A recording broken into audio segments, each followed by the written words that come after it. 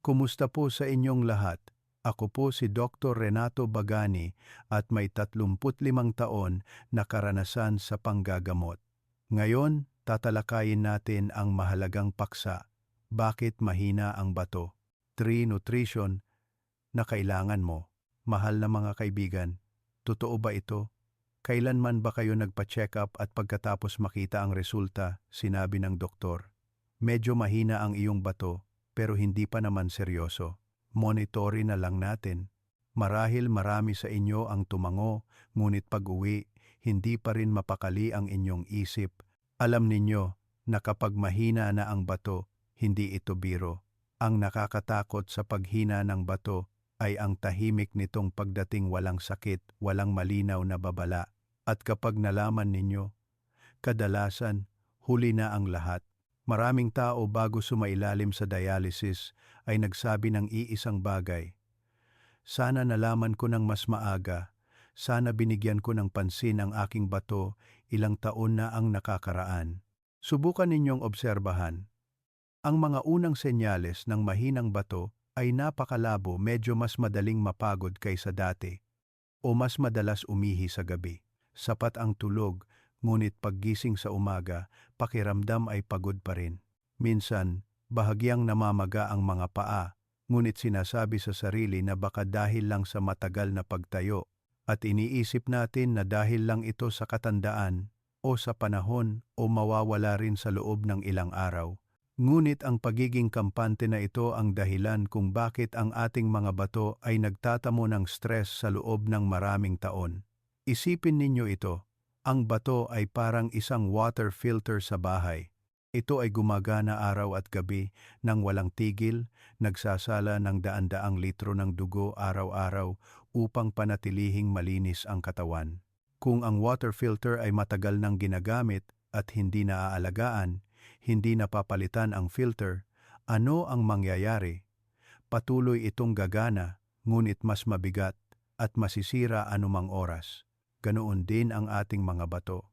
Ang hindi sinasabi sa karamihan ng tao ay maraming kaso ng mahinang bato ay hindi dahil sa malubhang sakit sa simula, kundi dahil sa kakulangan ng micronutrients na nagpoprotekta sa bato sa mahabang panahon.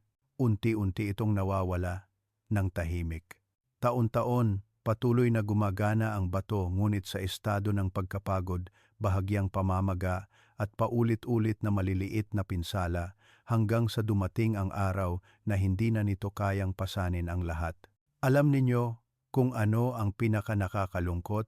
Kapag malinaw na ang paghina ng bato, halos hindi na madali ang pagpapagaling.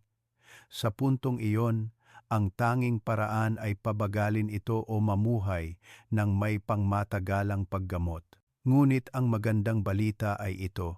Kung ang bato ay nagsisimula palang humina dahil sa edad, kung bahagya palang nababawasan ang paggana ng bato, mayroon pa tayong pagkakataon na protektahan ito, pabagalin, at panatilihing malusog ang bato ng mas matagal.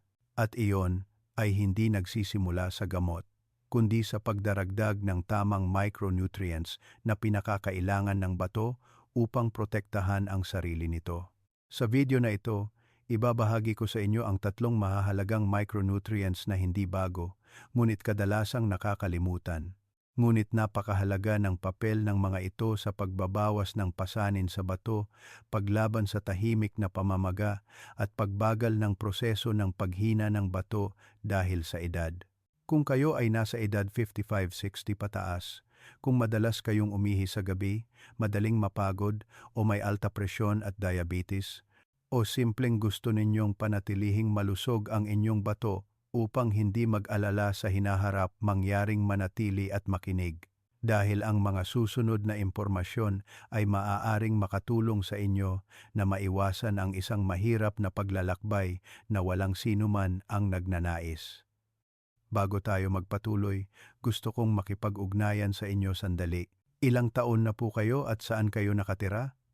Maaari kayong mag-iwan ng ilang salita sa comment section upang malaman ko kung sino ang kausap ko. At kung sa tingin ninyo ay mahalaga ang nilalaman na ito, mangyaring pindutin ang subscribe button at i-on ang notification bell upang patuloy tayong magkita, sama-samang matuto kung paano panatilihing malusog ang bato, mamuhay ng mas magaan at mas panatag araw-araw. Pagkatapos nito, tutulungan ko kayong maunawaan ang isang napakahalagang bagay. Bakit mas madaling humina ang bato ng mga matatanda ng tahimik kahit walang sakit o malinaw na senyales? Mahal na mga kaibigan, dito ko gustong lubusan ninyong maunawaan ang isang bagay, dahil kung hindi natin mauunawaan ang ugat, madali tayong mag-alala sa maling lugar o hindi maaalagaan ng tama ang bato. Maraming tao ang nag-iisip na ang paghina ng bato ay dahil sa malubhang sakit, sa sobrang pag-inom ng gamot o likas na mahina. Ngunit sa katotohanan, sa karamihan ng kaso sa mga matatanda, ang paghina ng bato ay hindi nagmumula sa iisang sanhi, kundi resulta ng maraming maliliit na kadahilanan na nagtitipon sa paglipas ng panahon. Isipin ninyo ito, ang ating mga bato ay hindi agad nasisira. Unti-unti itong napapagod, humihina, at nawawalan ng lakas nang hindi natin namamalayan. At ang unang dahilan kung bakit humihina ang bato ay ang edad. Pagkatapos ng edad 50-60, natural na bumababa ang bilang ng filtering units ng bato. Medyo mas kaunti ang dugo na dumadaloy sa bato at mas mabagal din ang kakayahan ng bato na mag-regenerate. Ngunit kung edad lang ang problema, hindi ito gaanong nakakabahala. Ang problema ay ang edad ay sinasamahan ng maraming iba pang pasanin. Una, alta presyon. Ang alta presyon ay parang patuloy na pagbomba ng tubig na may malakas na presyon sa filtering system. Sa simula, kaya pa ng bato, ngunit sa pangmatagalan, ang maliliit na daluyan ng dugo sa bato ay nasisira, unti-unting tumitigas at nagsisimulang bumaba ang kakayahan sa pagsala. Pangalawa, mataas na sugar sa dugo. Kapag matagal na mataas ang sugar sa dugo, lumalapot ang dugo at mas nahihirapan ang bato sa pagsala, ang mga filtering units ay patuloy na naiirita, nagiging sanhi ng bahagyang pamamaga at tahimik na nasisira. Maraming tao ang walang sakit, walang lagnat, walang malinaw na senyales, ngunit sa loob unti-unting nasisira ang bato. Pangatlo, matagal na tahimik na pamamaga. Hindi ito matinding pamamaga na nagdudulot ng pagpapaospital, kundi banayad, talamak na pamamaga na nananatili sa katawan sa loob ng maraming taon. Ang pamamaga na ito ang sanhi ng unti-unting pagtigas ng tissue ng bato, nawawala ang pagkalastiko nito. Napansin ba ninyo? Maraming matatanda ang laging nakakaramdam ng bigat, pagod, ngunit walang malinaw na sakit na lumalabas sa laboratory tests. Ito ay kadalasang senyales ng mababang antas ng talamak na pamamaga at ang bato ay isa sa mga organ na pinakaapektado. Pang-apat at napakahalaga, matagal na kakulangan sa micronutrients. Kapag bata pa, mas mahusay na kayang harapin ng katawan ang kakulangan. Kung kaunti lang ang kulang, kayang punan ng katawan. Ngunit kapag tumanda, humihina ang kakayahan sa pag-absorb, mas pinipili ang pagkain, kaya unti-unting nauubos ang micronutrients nang hindi natin nalalaman. Kapag kulang sa micronutrients, kailangang gumana ang bato sa mga kondisyon kung saan hindi sapat ang mga sangkap upang protektahan ang sarili nito. Mas madaling masira ang mga daluyan ng dugo ng bato, mas madaling mamaga ang mga selula ng bato, at mas bumababa ang kakayahan ng bato na ayusin ang pinsala, at sa ganitong paraan, ang bato ay napupunta sa isang napakapanganib na cycle. Mataas na edad, mas mahinang bato, mas mahinang pagsala, mas maraming naipon na lason, mas napapagod ang bato. Ang malungkot ay hindi ito nagdudulot ng sakit agad, kaya marami ang nakakakita lang kapag bumaba na ng malaki ang paggana ng bato. Ngunit ang magandang balita ay kung mauunawaan natin ang ugat na ito, maaari nating baligtarin ang cycle na iyon, hindi sa pamamagitan ng pagpilit sa bato na gumana ng mas mahaba, kundi sa pamamagitan ng pagbabawas ng pasanin sa bato at pagtaas ng kakayahan nitong protektahan ang sarili. At ito ang dahilan kung bakit napakahalaga ng pagdaragdag ng tamang micronutrients, hindi upang gamutin ang paghina ng bato, kundi upang pigilan ang bato na mas mabilis na bumaba ang kondisyon. Pagkatapos nito, ibabahagi ko sa inyo ang unang micronutrient. Ang uri ng micronutrient na gumaganap ng papel sa pagbabawas ng metabolic toxins na tumutulong sa bato na hindi gaanong masala ng sobra-sobra araw-araw. Makinig kayong mabuti sa susunod na bahagi dahil ito ang unang piraso sa ligtas at matatag na proteksyon ng bato.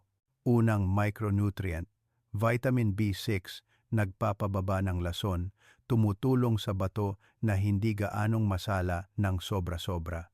Mahal na mga kaibigan, pagdating sa pagprotekta sa bato, maraming tao ang iniisip lang ang pag-inom ng maraming tubig o pag-iwas sa maalat na pagkain. Tama iyon, ngunit hindi sapat. May isang napakahalagang micronutrient, tahimik ngunit matatag, na tumutulong sa bato na hindi gaanong gumana ng sobra-sobra araw-araw. Iyon ay ang vitamin B6. Marahil, narinig na ninyo ang vitamin B6 ng maraming beses, ngunit iilan lamang ang nalalaman na para sa mga matatanda, hindi lang ito mabuti para sa nerves o metabolism, kundi direkta rin itong nauugnay sa kalusugan ng bato. Isipin ninyo ito, araw-araw, ang ating katawan ay gumagawa ng maraming waste products sa proseso ng pagkain at metabolism, lalo na kapag kumakain tayo ng maraming protina, karne, isda, itlog. Ang mga waste products na ito ay dapat na salain ng bato. Ang vitamin B6 ay gumaganap ng papel bilang coordinator sa prosesong iyon. Tinutulungan nito ang katawan na iproseso ang protina ng mas maayos, binabawasan ang paggawa ng nakakalason na intermediate substances. Kapag may sapat na B6, maayos na napoproseso ang mga waste products at hindi gaanong kailangang magpasan ang bato sa pagsasala ng sobrang dami. Ngunit kapag kulang sa vitamin B6, ano ang mangyayari? Patuloy pa rin kumakain at umiinom ang katawan, ngunit nagiging hindi gaanong epektibo ang proseso ng pagpoproseso ng protina. Mas maraming hindi kinakailangang metabolic substances ang nagagawa at kailangan ng bato na mas gumana upang linisin ito. Napansin ba ninyo? Maraming matatanda ang hindi gaanong kumakain ngunit nakakaramdam pa rin ng bigat, pagod at pangmatagalang pananamlay. Hindi malinaw ang sakit sa laboratory tests. Kadalasan, ito ay senyales na hindi maayos ang pagpoproseso ng katawan sa loob at ang vitamin B6 ay isa sa mga kulang na faktor. Ang isa pang napakahalagang punto ng vitamin B6 ay nakakatulong ito na bawasan ang homocysteine.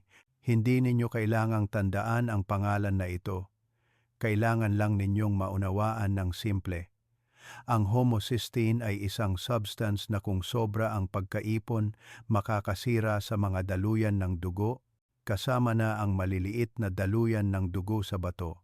Kapag nasira ang mga daluyan ng dugo ng bato, nagiging hindi gaanong epektibo ang pagsasala ng dugo. Kailangan ng bato na mas magsikap upang gawin ang parehong trabaho tulad ng dati. Sa paglipas ng panahon, napapagod ang bato, humihina. Tinutulungan ng vitamin B6 na panatilihin ang homocysteine sa ligtas na antas. Sa gayon ay pinoprotektahan ang mga daluyan ng dugo ng bato, binabawasan ang filtering pressure sa bato sa paglipas ng panahon. Subukan ninyong tanungin ang inyong sarili. Nitong mga nakaraang araw, mas madali ba kayong mapagod kaysa dati? Sapat ang tulog ngunit hindi pa rin nakakaramdam ng sigla, hindi gaanong kumakain, ngunit nakakaramdam pa rin ng bigat o may pakiramdam ng pananamlay na walang malinaw na dahilan? Kung oo, malaki ang posibilidad na kulang ang katawan sa ilang pangunahing micronutrients kasama na ang vitamin B6. Ang kapansin-pansin ay napakadaling magkulang sa vitamin B6 ang mga matatanda. Bumababa ang kakayahan sa pag-absorb sa paglipas ng edad, mas pinipili ang pagkain. Ang ilang gamot na matagal nang ginagamit ay nagdudulot din ng mas mabilis na pagkaubos ng B6 kaya walang nakakapansin sa kakulangan. Kapag nagsimula ng humina ang bato, doon lang tayo nag-aalala. Alam ninyo kung ano ang magandang balita? Hindi mahirap hanapin ang vitamin B6. At kapag sapat ang naidagdag sa katawan, maraming tao ang nakakaramdam ng bahagya ngunit malinaw na pagbabago. Nababawasan ang bigat ng katawan, nababawasan ang pangmatagalang pagkapagod, at pakiramdam ay mas magaan ang katawan pagkatapos ng ilang panahon. Gusto kong bigyang diin ang isang napakahalagang bagay dito. Hindi ginagamot ng vitamin B6 ang paghina ng bato, ngunit tinutulungan nito ang bato na hindi gaanong kailangang magpasan araw-araw at iyon ang pinakamahalaga upang mapigilan ang bato na mas mabilis na bumaba ang kondisyon. Pagkatapos nito, ibabahagi ko sa inyo ang pangalawang micronutrient. Ang uri ng micronutrient na tumutulong sa paglaban sa tahimik na pamamaga, pagprotekta sa tissue ng bato, at pagbagal ng proseso ng fibrosis ng bato dahil sa edad.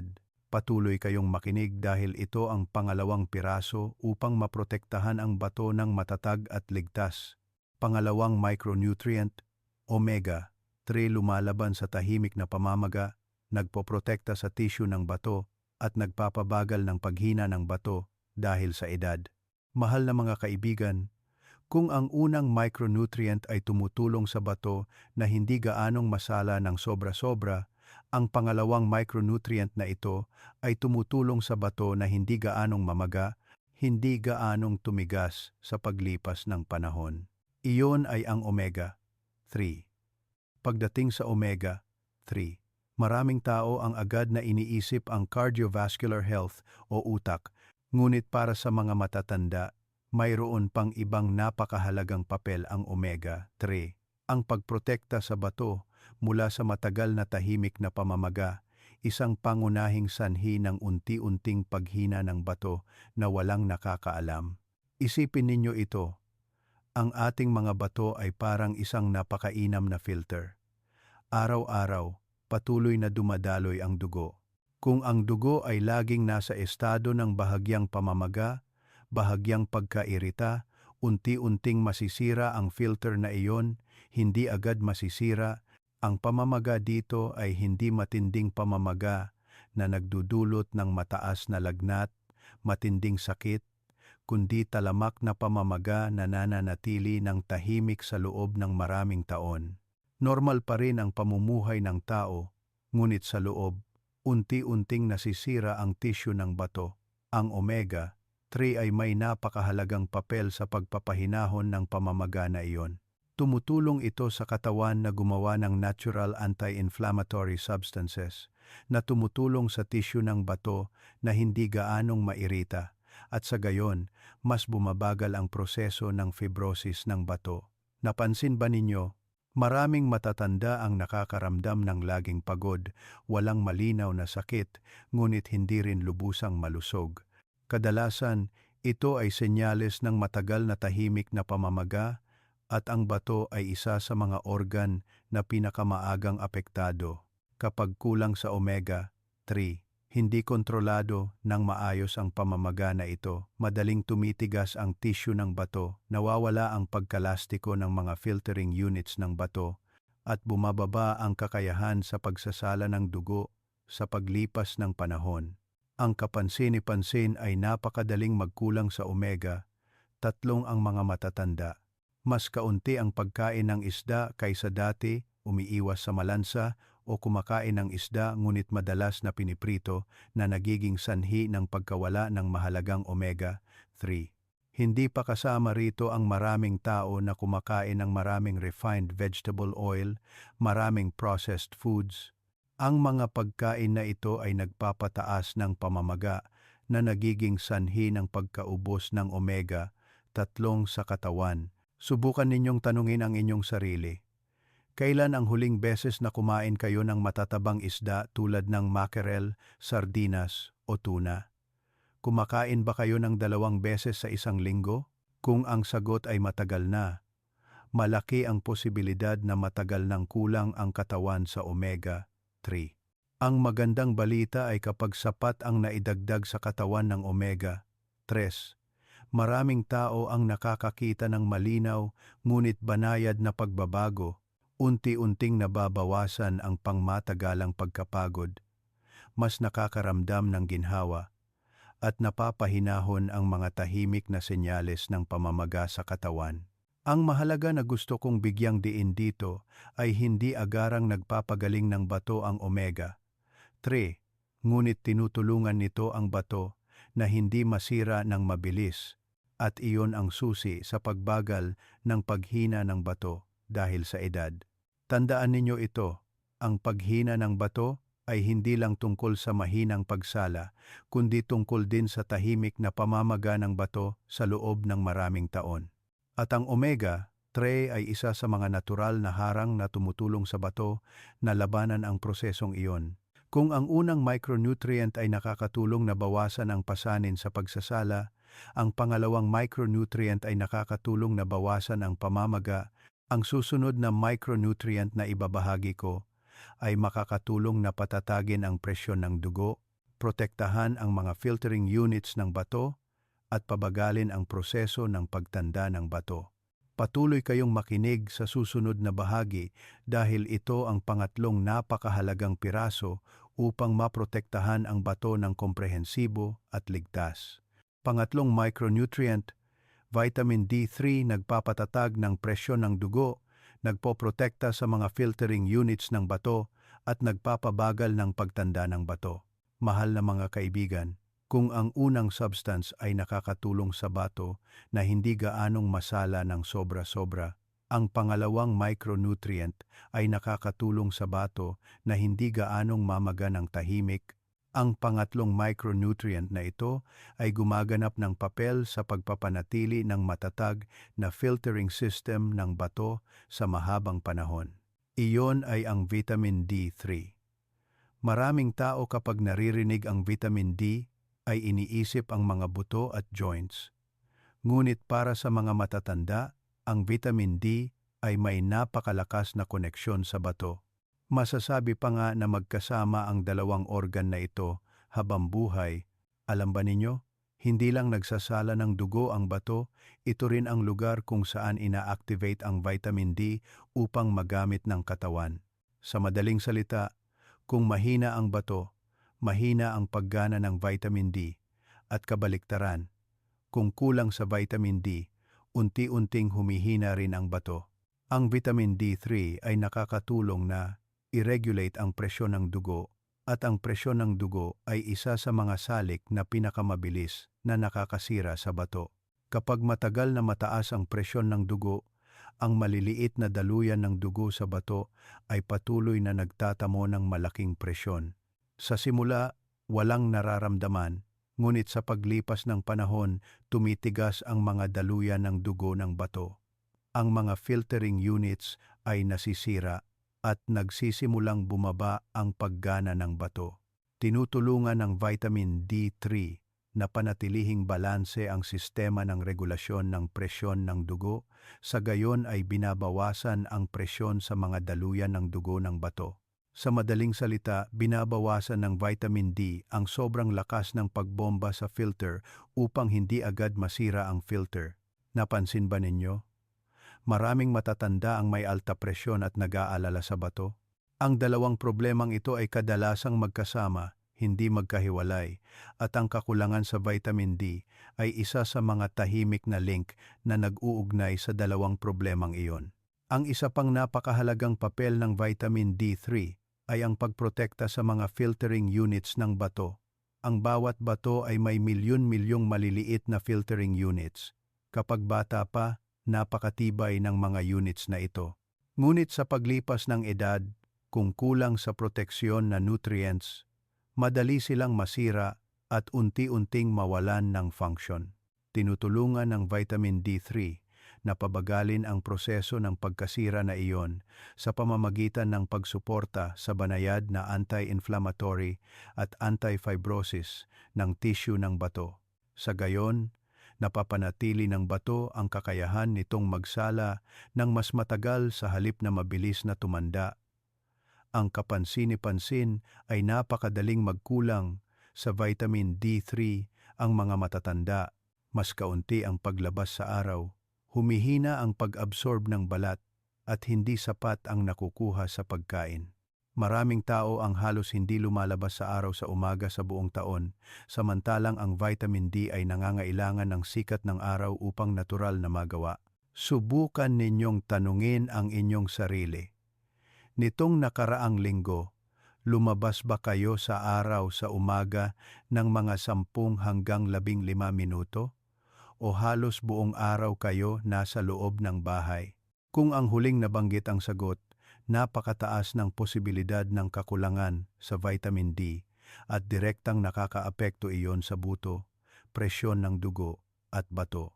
Kapag matagal na kulang sa vitamin D3, nawawalan ng balanse ang katawan, mas mahirap patatagin ang presyon ng dugo, tumataas ang tahimik na pamamaga at kailangan ng bato na gumana sa mas mahirap na kondisyon. Alam ninyo kung ano ang magandang balita? Ang vitamin D3 ay isa sa mga micronutrients na pinakamadaling pagbutihin kung bibigyan natin ng sapat na pansin.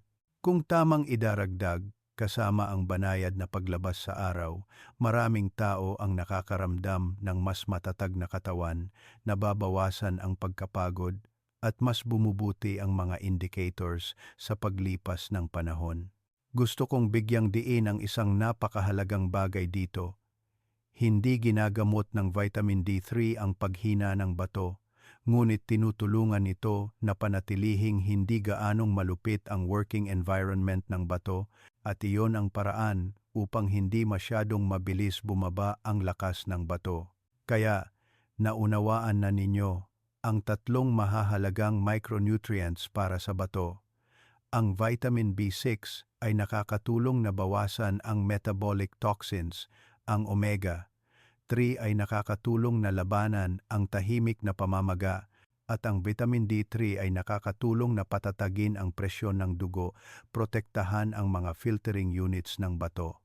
Pagkatapos nito, ibabahagi ko sa inyo kung paano idaragdag ang 3 micronutrients na ito ng ligtas, madaling ilapat sa pang-araw-araw na buhay upang makapagsimula kayo agad ng hindi nag-aalala o nalilito. Patuloy kayong makinig dahil ang susunod na bahagi ay makakatulong sa inyo na gawing konkreto ang kaalaman para sa kalusugan ng bato.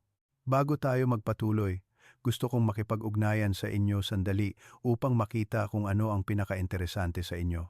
Sa 3 micronutrients na ibinahagi, bawat isa ay may iba't ibang papel sa pagprotekta sa bato at bawat isa, depende sa kanilang katawan at kalusugan, ay makakahanap na kailangan nilang bigyan ng higit na pansin ang isang uri. Kung sa tingin ninyo ay madalas kayong pagod, nananamlay, mabigat ang katawan, at nag-aalala na ang bato ay kailangang magsala ng sobrang lason, mangyaring magkomento ng numero 1, iyon ay ang vitamin B6. Kung nakakaramdam kayo ng madalas na tahimik na pamamaga sa katawan, pangmatagalang pagkapagod, at mahirap patatagin ang mga health indicators, mangyaring magkomento ng numero 2, iyon ay ang omega-3. At kung nag-aalala kayo sa presyon ng dugo, buto at joints, bihirang lumabas sa araw, at kalusugan ng bato dahil sa edad, mangyaring magkomento ng numero 3, iyon ay ang vitamin D3. Kailangan lang ninyong mag-iwan ng isang numero, napakasimple. Ngunit ang numerong iyon ay makakatulong sa akin na mas maunawaan ang tunay ninyong interes upang ang mga susunod na video ay mas akma sa inyong pangangailangan.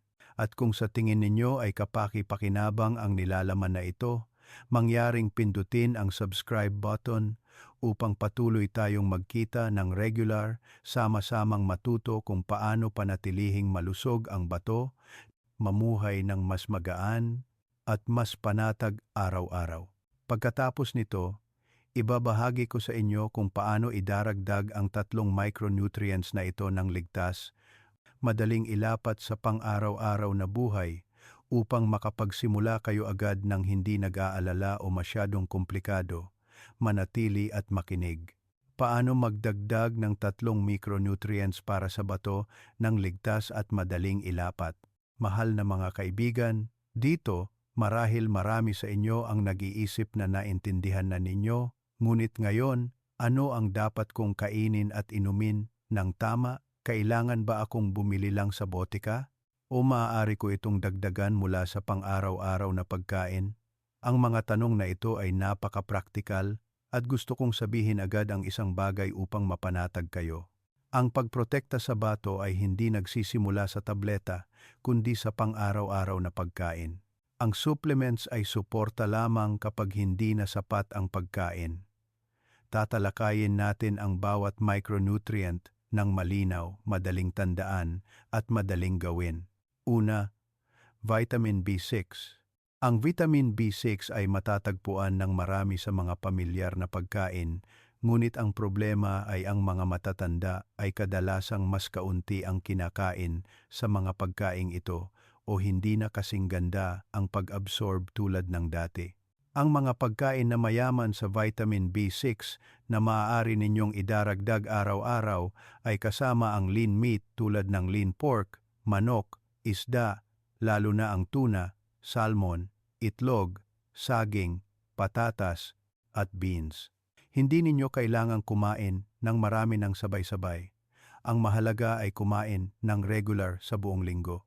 Halimbawa, isang pagkain na may isda, isa pa na may itlog, isa pa na may lean meat at gulay.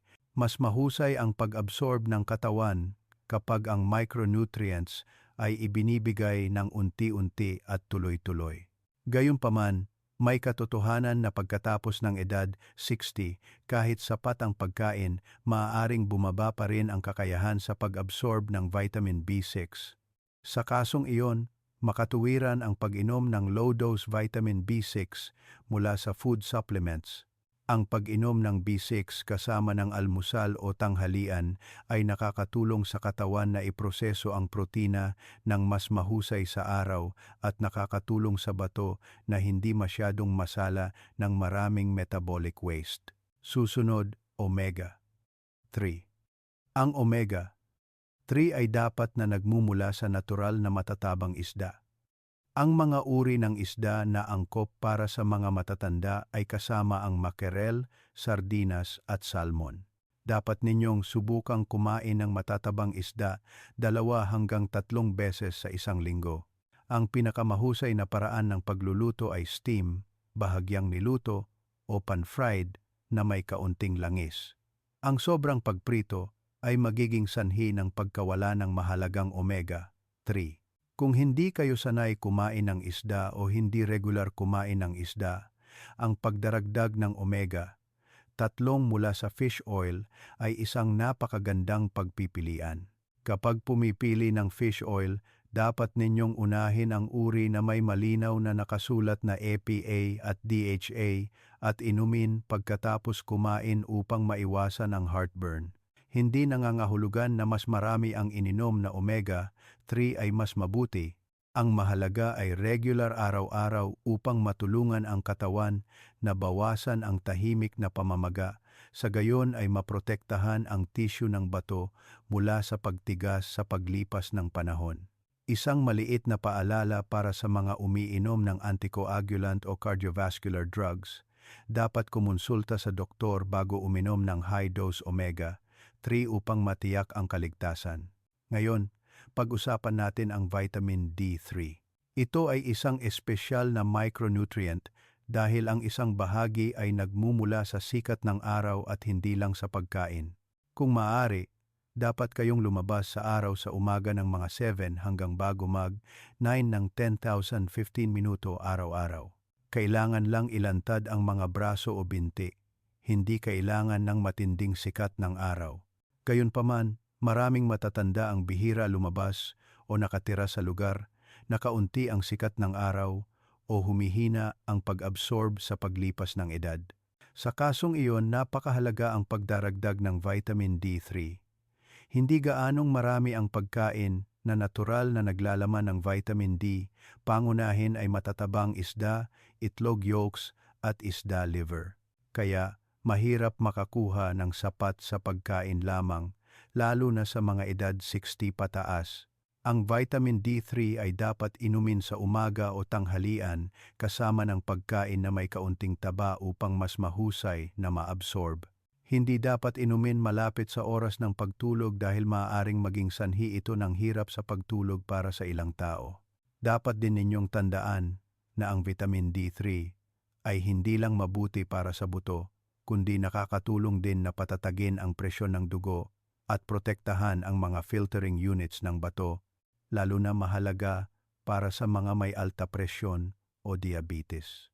Bukod sa tatlong pangunahing micronutrients, malaki rin ang epekto ng pangkalahatang eating habits sa bato. Dapat ninyong unahin ang sariwang pagkain, luto sa bahay, bawasan ang processed foods, canned goods, dahil ang mga pagkain na ito ay kadalasang mataas sa asin at nagdudulot ng pamamaga. Ang pag-inom ng tubig ay kailangan din ng tama, hindi dapat uminom ng marami ng sabay-sabay.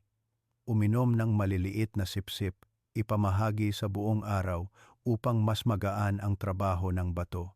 Ang sobrang maalat ay magiging sanhi ng pagpasa ng bato, ngunit ang sobrang matabang, kulang sa sustansya ay hindi rin mabuti. Ang mahalaga ay matatag at katamtaman, hindi bigla ang pagbabago. Gusto kong bigyang diin muli ang isang napakahalagang bagay. Tandaan ninyo po ito. Ang micronutrients ay hindi gamot para sa paghina ng bato. Ang micronutrients ay tahimik na suporta na tumutulong sa bato na hindi mapagod, hindi mamaga, at pabagalin ang proseso ng pagbaba ng function dahil sa edad. Kung umiinom kayo ng gamot para sa presyon ng dugo, diabetes, o iba pang sakit, mangyaring patuloy na inumin ayon sa payo ng doktor. Ang pagdaragdag ng micronutrients ay dapat ituring na bahagi ng pangmatagalang pamumuhay sa pangangalaga ng bato, hindi isang kapalit na solusyon. Pagkatapos nito, ibabahagi ko sa inyo ang payo ng eksperto kasama ang mga totoong kwento upang makita ninyo na sa tamang pagbabago, ang bato ay ganap na mapoprotektahan ng mas mahusay sa paglipas ng panahon at magiging mas panatag kayo sa mga darating na taon. Mahal na mga kaibigan, dito ko gustong ibahagi sa inyo ang pananaw ng isang profesional upang mas maging panatag kayo, na ang ating pinag-uusapan ay hindi lang tsismis, kundi isang diskarte na inilalapat ng maraming eksperto sa pangangalaga ng kalusugan ng bato para sa mga matatanda. Sa isang profesional na pag-uusap, nagkaroon ako ng pagkakataon na makipag-usap kay Dr. Renato Bagani, na kasalukuyang nagtatrabaho sa Department of Nephrology and Dialysis sa Philippine Heart Center. Sinabi sa akin ni Dr. Bagani ang isang napakapanindigang bagay. Karamihan sa mga pasyente ng paghina ng bato na nakikita ko ay hindi agad nagkaroon ng matinding paghina ng bato. Mahina na ang kanilang bato sa loob ng matagal na panahon, ngunit walang nagsasabi sa kanila kung paano bawasan ang pasanin sa bato araw-araw. Ayon kay Dr. Bagani, ang pinakamalaking pagkakamali ng mga matatanda ay ang pagbibigay lang ng pansin sa gamot habang napapabayaan ang nutrisyon at micronutrients. Ibinahagi ni Dr. Bagani na para sa mga edad 55-50 pataas, nauunawaan ang unti-unting paghina ng bato dahil sa edad. Ngunit kung may mataas na edad, may alta presyon, diabetes, at kulang sa protective micronutrients, napakabilis na bumababa ang kondisyon ng bato, minsan sa loob lang ng ilang taon. Binigyang diin ni Dr. Bagani ang papel ng B vitamins, omega 3 at vitamin D, hindi upang gamutin ang sakit, kundi upang bawasan ang tahimik na pamamaga, patatagin ang metabolism, at protektahan ang mga filtering units ng bato. Malinaw na sinabi ni Dr. Bagani, hindi namin hinihikayat ang mga pasyente na kusang ihinto ang gamot, ngunit kung mas mahusay silang kumakain, nagdaragdag ng tamang micronutrients at sapat ang tulog at pahinga, karaniwan ay bumabagal ng malaki ang pag-unlad ng paghina ng bato. Upang mas madaling maunawaan ninyo, gusto kong magkuwento ng ilang totoong kwento ng mga taong nagbago ng maaga. Ang unang kaso ay si Mang Jose de la Cruz, 58 taong gulang, na nakatira sa Batangas. Si Mang Jose ay may alta presyon ng higit sa 10 taon. Humigit kumulang 2 taon na ang nakakaraan. Sa isang regular na check-up, sinabi ng doktor na nagsisimula nang bumaba ang paggana ng kanyang bato. Nang marinig ang mahina ang bato, labis na nag-alala si Mang Jose. Ikinuwento niya na halos gabi-gabi ay nag-aalala siya, takot na dumating ang araw na kailangan niyang sumailalim sa dialysis tulad ng isang kakilala sa kanilang barangay. Matapos makakuha ng payo, hindi masyadong nagbago si Mang Jose ng sabay-sabay. Patuloy siyang uminom ng gamot sa alta presyon ng regular, ngunit nagsimula siyang kumain ng isda ng mas regular bawat linggo. Binibigyang pansin ang pagdaragdag ng low-dose vitamin B6, paglabas sa araw sa umaga, at pag-inom ng omega-3 pagkatapos kumain. Sinabi ni Mang Jose ang isang simpleng kasabihan ngunit mahalaga. Hindi ko naramdaman na agad akong gumaling, ngunit nakakaramdam ako ng mas magaan ang katawan, nababawasan ang pangmatagalang pagkapagod, at ang pinakamahalaga ay nang magpa-check up ulit ako, sinabi ng doktor na hindi lumala ang aking bato. Para kay Mang Jose, sapat na iyon upang mapanatag siya. Ang pangalawang kaso ay si Aling Maria Santos, 65 taong gulang, na nakatira sa Quezon City. Si Aling Maria ay walang malubhang sakit, ngunit madalas siyang pagod at madalas umihi sa gabi. Pakiramdam niya ay laging pagod kahit sapat ang kanyang pagkain. Akala niya ay dahil lang iyon sa edad. Hanggang sa sinabi ng doktor, matapos ang laboratory test, na ang kanyang kidney indicators ay nasa hangganan na kailangan ng pagsubaybay. Doon lang siya nag-alala. Matapos bigyan ng gabay, nagsimulang ayusin ni Aling Maria ang kanyang pagkain, binawasan ang maalat, mas madalas kumain ng isda, nagdaragdag ng vitamin D3 dahil bihira siyang lumabas sa araw, at regular na umiinom ng omega-3. Pagkatapos ng ilang buwan, ang pinakapansin-pansin kay Aling Maria ay hindi ang mga numero sa laboratory tests, kundi ang mas mahusay na tulog, nabawasan ang pag-ihi sa gabi, at paggising sa umaga ay hindi na gaanong pagod tulad ng dati, sinabi ni Aling Maria. Ngayon, hindi na ako masyadong natatakot sa paghina ng bato. Alam kong ginagawa ko ang dapat kong gawin upang mapanatili ang aking bato. Ang pangatlong kaso ay si Ka Pedro Reyes, 70 taong gulang sa Cebu. Si Ka Pedro ay may diabetes ng higit sa 8 taon. Palaging ipinapaalala ng doktor na subaybayan ang kanyang bato dahil ang diabetes ay isang mataas na risk factor. Ibinahagi ni Ka Pedro na dati ay nakatuon lang siya sa sugar sa dugo, bihirang mag-isip tungkol sa micronutrients. Matapos lubusang maunawaan ang papel ng vitamin B6 sa metabolism at omega-3 sa anti-inflammatory, nagsimula siyang bigyan ng higit na pansin ang pagkain at regular na nagdaragdag ng supplement. Sinabi niya sa isang napakatapat na paraan, "Kung nalaman ko lang ng mas maaga, hindi ako magpapaniwala, hindi ko kailangang gamutin kundi para hindi ito mas mabilis lumala." At iyon ang pinakamahalagang diwa na gusto kong panatilihin ninyo mula sa bahaging ito. Ang pagprotekta sa bato ay hindi isang labanan sa sakit kundi ang pagbagal, pag-aalaga sa tamang paraan at regular araw-araw.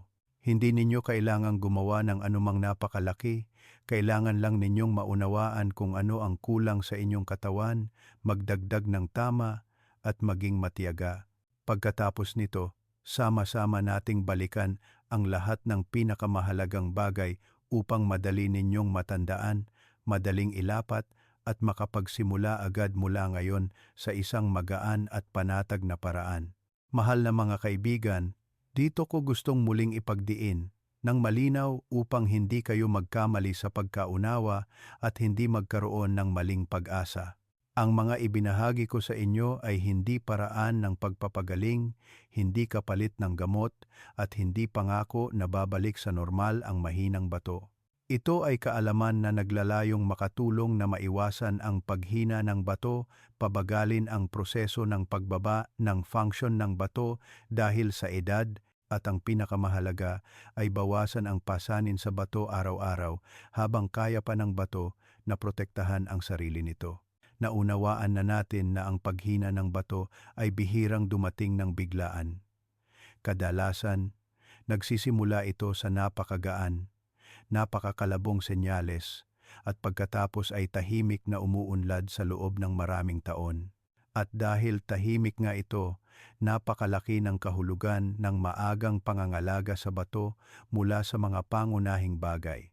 Ang tatlong micronutrients na tinalakay natin ngayon, vitamin B6, omega-3, at vitamin D3, ay hindi espesyal na gamot kundi mga supporting factors na tumutulong sa katawan na iproseso ang metabolic waste ng mas maayos, bawasan ang matagal na tahimik na pamamaga, patatagin ang presyon ng dugo at ang working environment ng bato, sa gayon ay tumutulong sa bato na hindi masyadong mabilis bumaba ang lakas. Tandaan ninyo po ito. Ang pag-iwas sa paghina ng bato ay hindi ang paggawa ng isang napakalakas na bagay sa maikling panahon, kundi ang paggawa ng mga tamang bagay, magaan ngunit regular sa mahabang panahon.